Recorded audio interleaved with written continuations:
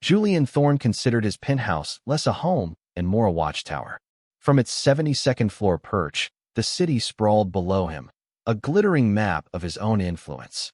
Every facet of the space, the Italian marble that bled cold through the soles of the finest leather shoes, the vast panes of glass that made walls obsolete, the curated emptiness that screamed wealth louder than any clutter could, was a testament to his control. It was a mausoleum of success, polished and sterile, and his wife, Elara, was its most beautiful, silent ghost. She moved through the cavernous rooms with a quiet grace that he had once mistaken for contentment. Now, it was just part of the soundscape, like the whisper of the climate control or the distant, muted hum of the metropolis he owned. Elara, 8 months pregnant with the heir he demanded, was an asset. She was beautiful, poised, from a good family, the perfect accessory for a man like him, a corporate gladiator whose life was a series of strategic acquisitions. Her pregnancy was merely the final merger, securing the Thorne dynasty. He looked at her now, standing by the window, her hand resting on the swell of her belly. The city lights cast a fractured halo around her auburn hair. He felt a flicker of something. Not love. That was a currency he did not trade in, but a sense of satisfaction. She was his. The child was his. The world was his. "I'm flying to Zurich in the morning," he announced, his voice echoing slightly in the minimalist living space. "Board meeting for the final financing on the tower. I'll be gone 3 days." Elara turned, her expression unreadable in the dim light. "So soon?" she asked, her voice soft, a silken thread in the vast quiet. "Success doesn't wait, Elara," he said, the condescension a familiar coating on his words. He was already shrugging out of his jacket, his mind miles away, clicking through profit margins and shareholder reports. He tossed the cashmere garment onto a stark leather armchair, not noticing the faint, foreign scent clinging to it. It was a sharp, floral fragrance, nothing like Elara's subtle vanilla and sandalwood. It was the scent of ambition, of cheap perfume trying to smell expensive, a scent of transgression. The signs had been there for months, small cracks in the polished veneer of their life. The late nights he explained away as closing deals, the hushed phone calls that ended the moment she entered a room. The new, dismissive edge to his voice when she asked about his day, as if her small world could not possibly comprehend the stratosphere in which he operated. He had become a king so accustomed to his throne that he had forgotten the person kneeling at its foot had eyes and ears. The next morning, he left with the perfunctory kiss of a man leaving for the office, not for another continent. Elara stood at the window and watched his chauffeured car disappear into the concrete canyon below. The silence that descended was different this time. It wasn't peaceful, it was roaring. It was the sound of a vacuum being created, the space where a life used to be. For the first time, she did not feel like a ghost in her own home. She felt like its sole prisoner. The day bled into a gray, listless afternoon. She wandered the apartment, her hand never leaving the protective curve of her stomach. This child, this tiny, fluttering life inside her, was the only thing that felt real in this museum of a marriage.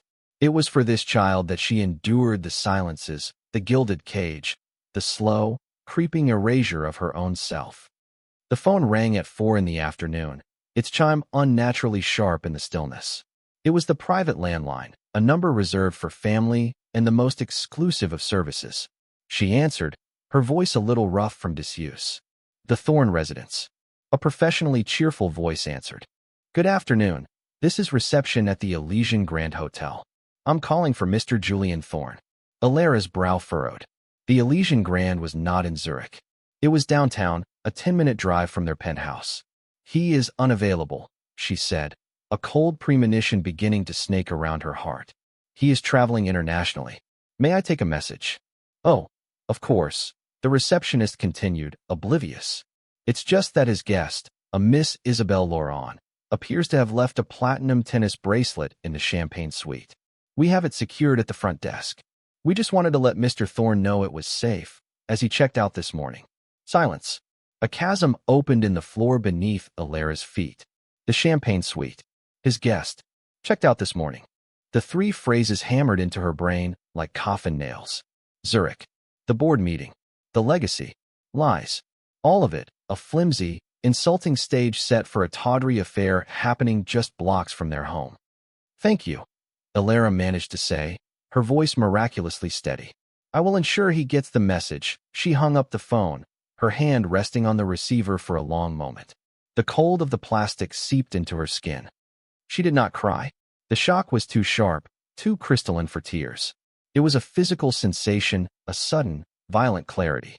It was the click of a lock snapping open. For 10 years, she had been a willing captive, believing the bars of her cage were for her protection. Now she saw them for what they were, a prison. And the rage that followed was not hot and messy. It was cold. It was pure. It was a clarifying, white-hot fury that burned away a decade of fog. She thought of Julian's smug satisfaction, his casual dismissal of her intellect, his belief that she was simply another beautiful object he had acquired. She thought of the whispers she'd overheard at parties, the pitying looks from other wives. She had thought they were judging her for her quietness, her perceived simplicity. Now she knew they weren't pitying her, they were laughing at her. She had been the city's most elegant fool. She pressed a hand to her belly, where her daughter, the doctors had confirmed it was a girl, a detail Julian had waved away with disappointment, kicked in response to her mother's turmoil. This was not just about a cheating husband. This was about the legacy he was so proud of, a legacy he was building on a foundation of deceit, a legacy he would one day pass to their child. A poisoned inheritance. No, not anymore. The ghost of the Thorn penthouse was gone. In her place stood a woman forged in the sudden, Arctic fire of betrayal. The steel that had always been in her spine, a gift from a long line of resilient women, finally hardened. He had mistaken her patience for weakness. He had mistaken her silence for submission. He had made the fatal error of every arrogant king. He had grossly underestimated the queen. Her mind, a tool she had been taught to sheathe in the presence of her husband's blustering ego, began to work. It was a formidable instrument, sharp and analytical, honed by a degree in computational mathematics he'd once dismissed as a cute hobby. She wouldn't retreat. She wouldn't file for a quiet, dignified divorce and disappear with a comfortable settlement. That was the script he would expect. That was the script for the cliché victim she refused to become. She would not destroy his life from the shadows. She would walk into the heart of his kingdom, into the light where he felt most powerful, and she would detonate it herself. His plan was the Thorn Tower, the monument to his name. Her plan would be its christening. The gala celebrating its launch was in 2 days. He would return from his trip, a conquering hero, ready to accept the adulation of his peers. He would find his judge, jury, and executioner waiting for him.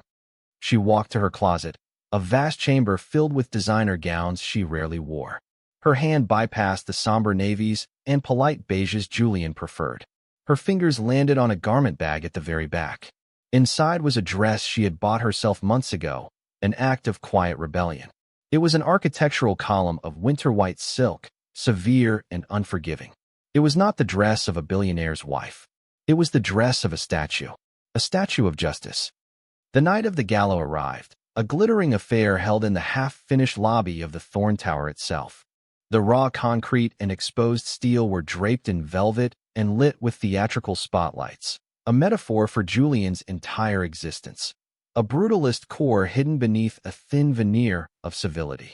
He stood at the center of it all, a king in his arena, accepting congratulations with a magnanimous smile. The Zurich trip, he boasted to a fawning journalist, had been a resounding success. The final funding was secured. His legacy was cemented in glass and steel. At his side, clinging to his arm, was Isabelle Laurent. She was young, sharp, and exuded the hungry ambition of a protégé who had used every asset at her disposal to climb the ladder. She was introduced not as his mistress, but as the brilliant young analyst who had been instrumental in the Zurich deal. She wore a dress the color of a blood ruby, a stark contrast to the polite pastels of the other corporate wives. She looked at them with open, mocking contempt. She was the future, they were the past. Then, the room shifted. A hush fell near the grand entrance, a ripple of silence that spread outward, extinguishing conversations one by one. The crowd parted like the Red Sea. Alara had arrived. She was a vision in white, the stark silk of her dress clinging to the proud swell of her pregnancy. Her hair was pulled back in a severe chignon, her face pale and serene, her eyes burning with a cold fire that reached across the cavernous room. She did not walk. She processed. Each step was deliberate, regal, the slow, inexorable advance of a queen approaching a traitor. The power dynamic of the entire evening tilted on its axis, a magnetic pole shifting to center entirely on her. She was no longer a ghost. She was a reckoning. Julian's smile froze on his face. He saw her, and for a split second, confusion warred with irritation. What was she doing here? She was supposed to be at home, resting. Beside him, Isabel stiffened, a flicker of fear crossing her predatory features. This was not the meek, invisible wife she had so casually dismissed. Alara stopped before them. The silence was now absolute, a roaring vacuum filled with the unasked questions of 100 powerful onlookers. She looked not at her husband, but directly at Isabel. "The Elysian Grand called," she said, her voice not loud, but carrying the terrible clarity of a death knell. It cut through the air, crisp and cold. "They said you left something behind." Isabel blanched, her carefully constructed composure shattering. Alara's gaze finally moved to Julian. His face was a mask of disbelief and rising fury. "You told me Zurich," she continued, her voice devoid of any emotion but a chilling finality. "But your guest, your instrumental analyst, seems to think Zurich is a 10-minute taxi ride from our home. Funny, isn't it? The little details you miss when you're building a legacy on a bed of lies." "Alara," Julian hissed, his voice a low growl of pure menace. "This is not the time or the place." He reached for her arm, an attempt to physically reassert his control, to drag her from the spotlight. She pulled back, her movement sharp and decisive. "This is the only time," she said, her voice rising just enough to ensure every phone camera, every eager ear, caught the words. "And this," she gestured around at the opulent, half-built monument to his ego, "is the perfect place." Her eyes fell upon the centerpiece of the lobby, a massive, intricately detailed scale model of the completed Thorn Tower. It sat on a black pedestal, lit from below, a miniature idol for the cult of Julian Thorn. It was his pride, his monument, his legacy in miniature. With a calm that was more terrifying than any scream, she walked toward it. Julian watched, paralyzed by a mixture of shock and dawning horror. He saw what she was going to do a second before she did it. She reached the pedestal. For a beat, she simply looked at the model, at the tiny, perfect representation of his life's ambition. Then, with a smooth, fluid motion, she placed both hands on its side and shoved. Shatter. The model tipped, fell, and exploded against the polished concrete floor. 1,000 tiny pieces of plastic and glass skittered across the lobby, a city in ruins. The illusion was broken. The legacy was garbage.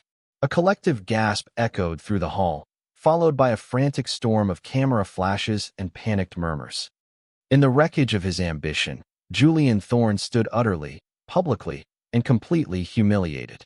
He was no longer a titan of industry. He was a fool. A cheating husband whose magnificent, pregnant wife had just demolished his life's work in front of the entire world. Alara did not give the destruction a second glance. Her work was done. She turned, her white dress a beacon in the chaos, and walked back toward the entrance. She did not run. She did not look back. The entire room watched in stunned silence as she made her triumphant, regal exit, leaving her husband alone amidst the glittering debris of his shattered world. The fallout was immediate and catastrophic. Before Alara's car had even reached the sanctuary of her friend Chloe's apartment, the internet was ablaze. Thorn's Tower tumbles, Gala of the Damned. The photos were everywhere. Julian's face, a rictus of shock, Isabel's panicked expression, and the indelible image of Alara, serene and powerful, turning her back on the wreckage. The narrative shifted instantly. Julian Thorn, the visionary genius, was recast as Julian Thorn, the arrogant, philandering villain. The story had sex, betrayal, and a spectacular, symbolic act of defiance. It was irresistible. The next morning, when the markets opened, Thorn Capital stock plummeted. The carefully cultivated image of stability and invincible leadership was gone, replaced by a meme of a broken architectural model. The consortium of conservative, family-run funds from Zurich, the very investors Julian had lied about meeting, invoked a moral turpitude clause in their contract. The billion-dollar financing package for the tower evaporated. The stock plunged further. In less than 24 hours, Julian's public humiliation had wiped out nearly a third of his company's value. He locked himself in the penthouse, the silence now a deafening accusation. He roared, smashing a crystal glass against the marble floor, the sound a pale echo of the grandeur shattering Alara had orchestrated. He called her phone, again and again, each call going directly to voicemail. The ghost had not only materialized, she had learned how to vanish. It was then that the true viper struck. Marcus Vance, his COO, his most trusted lieutenant for 15 years, called for an emergency board meeting. Julian, still reeling, assumed it was to circle the wagons, to strategize a defense. He walked into the boardroom, a king ready to rally his generals, and found himself facing a firing squad. Marcus, his face a mask of feigned regret, laid it all out. The scandal was untenable. The financial hemorrhaging was critical. Investor confidence was zero. "It's a question of leadership, Julian," Marcus said, his voice smooth as poison. And then came the final, brutal twist. "Furthermore," Marcus continued, gesturing to Isabel, who sat at the far end of the table looking pale and terrified, "Miss Laurent has provided evidence that your personal indiscretions were not merely personal. You used corporate funds. You promised her a promotion in exchange for her. Complicity. Lies. All of it." Julian stared at Isabel, the honey trap, and saw it all clearly. This was a coup. Marcus had been planning this for years, waiting for the perfect moment of weakness. The affair, the public scandal, it wasn't the cause of his downfall, it was merely the pretext. He had been outmaneuvered, his own arrogance the weapon used against him.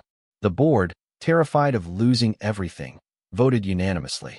Julian Thorne was removed as CEO and chairman of Thorne Capital, effective immediately. Exiled from his own kingdom. Stripped of his title, his reputation, and his wife, Julian became the very thing he had always feared, irrelevant. The penthouse was no longer a watchtower. It was a prison cell with a better view. The silence suffocated him. He was a king in exile, haunted by the ghosts of his own hubris. He was forced to look at the man in the mirror, stripped bare of the billion-dollar armor he had worn for so long, and he did not recognize the hollowed-out stranger staring back. Meanwhile, Alara had enacted her strategic retreat. After a few days in the sharp, pragmatic care of her lawyer friend, Chloe, who handled the initial media storm with ruthless efficiency, Alara left the city. She drove to a small, rustic cottage on the coast, a property that had been in her mother's family for generations. It was the antithesis of the penthouse, small, warm, filled with the scent of salt air and old books. The floors were worn wood. The furniture was comfortable, and the only silence was the gentle rhythm of the waves. Here, surrounded by authenticity, she could finally breathe. This was where she unleashed her secret weapon. Julian had always known she was good with numbers, a charming little attribute he'd found useful for reviewing household accounts. He had no idea that her cute hobby was a first-class honors degree in computational mathematics and data science. More than that, he had no idea that the crown jewel of Thorne Capital, the proprietary risk assessment algorithm known as Prometheus, that had given the firm its legendary edge, was not developed by his vaunted tech team. It was built by her. Years ago, in the early days of their marriage, when he still bothered to talk to her about his work, she had designed it for him as a gift, an anonymous contribution to help his fledgling company. He had taken the credit, and promptly forgotten the source, dismissing her involvement as merely tidying up some code, but Alara was meticulous. She had built her algorithm with hidden backdoors, encrypted data logs only she could access. She had built a silent witness into the heart of his empire. Now, on a powerful laptop Chloe had couriered to her, she opened those backdoors. She didn't need to build a new empire. She just needed to reclaim the one that was stolen. She began to sift through years of data, her fingers flying across the keyboard. She wasn't looking for Julian's misdeeds. She was looking for Marcus's, and she found them. It was a masterpiece of corporate fraud. Marcus Vance had been using a shell corporation to siphon money from Thorne Capital for years, executing microtrades masked by the algorithm's own complexity. He had been deliberately undervaluing assets he planned to sell to his own shadow company, after taking control. The plan was never just to oust Julian. It was to gut the company, sell it for parts, and walk away with a fortune, leaving the shareholders and employees with nothing. The scandal was the perfect smokescreen for the final act of his heist. The data painted a damning picture. Marcus was not a savior. He was a grave robber, and Julian's company was the coffin he was about to nail shut. Alara sat back, the screen's glow illuminating her face. Here was her impossible choice. She could let it happen. She could let Marcus burn the entire empire to the ground, a final, fitting pyre for Julian's arrogance. It would be justice of a sort. But then she felt a kick, a gentle reminder from the daughter whose legacy was also tied to that name. Could she let the criminal actions of one man destroy the livelihoods of thousands of employees and the inheritance of her own child? Julian was a fool and a traitor to their marriage, but Marcus was a cancer that would destroy everything. She saw with sickening clarity that Julian was no longer just a villain. He was also a victim. She picked up her phone and dialed a number she thought she would never use again. It rang once before he picked up, his voice raw and broken. "Alara." "Julian," she said, her tone level and all business. "We need to talk. I know how to stop Marcus, but we're going to do it my way." The war room was not a boardroom. It was the cozy living room of her coastal cottage. Julian arrived looking like a ghost, diminished and hollowed out. He had lost weight, the bespoke suit hanging off his frame. The arrogance was gone, replaced by a deep, weary shame. He looked at Alara, truly looked at her for the first time in years, and saw not an accessory, but a formidable power he had been too blind to recognize. She didn't waste time on recriminations. She laid out her laptop and walked him through the data. She showed him the back doors in the Prometheus algorithm, her algorithm. She revealed the scope of Marcus's decade-long betrayal. For hours, he listened, his initial disbelief giving way to a slow-burning fury, and then to a profound, humbling awe at her brilliance. They were no longer husband and wife. They were a fragile, strategic alliance with a common enemy. The final showdown was set for the annual shareholder meeting. Marcus Vance, now acting CEO, took the stage with the slick confidence of a man who believed he had already won. He spoke of a new era of transparency and stable leadership, painting Julian as a relic of a corrupt past. He was basking in the glow of his victory, completely unaware of the ambush awaiting him. Just as he was about to open the floor for a vote to ratify his permanent position as CEO, a calm voice cut through the auditorium. "I have a point of order." Alara Thorne walked to the microphone in the aisle. She was not there as Julian's wife. As part of her prenuptial agreement, an agreement Julian himself had insisted upon, she had been granted a small but significant block of non-voting shares. She had hired Chloe to legally convert them to voting stock in the wake of the leadership crisis, a move no one had noticed in the chaos. She was now officially a stakeholder. "My name is Alara Thorne," she said, her voice steady and clear. "And I am the chief architect of the Prometheus algorithm, the platform on which this entire company's success is built." A wave of murmurs swept the room. Marcus's smile faltered. "As its creator, I built certain security protocols into the system. Protocols that log every single transaction, especially those routed through offshore shell corporations. For instance, a corporation like Vance Strategic Holdings." On the massive screen behind Marcus, which a moment before had been displaying a cheerful corporate logo, a new image appeared. It was a complex flowchart of financial transactions, a damning map of Marcus's entire criminal enterprise, pulled directly from Alara's laptop. Bank records, encrypted emails, a clear, irrefutable line connecting Marcus Vance to years of systematic embezzlement. The room erupted. Marcus stood frozen, his face ashen, exposed and ruined in an instant. He had been surgically dismantled, not by the man he had betrayed, but by the quiet woman he had never even considered a threat. With the evidence laid bare, the board had no choice. Security escorted a sputtering Marcus Vance from the stage. In the ensuing chaos, an elderly board member took the microphone.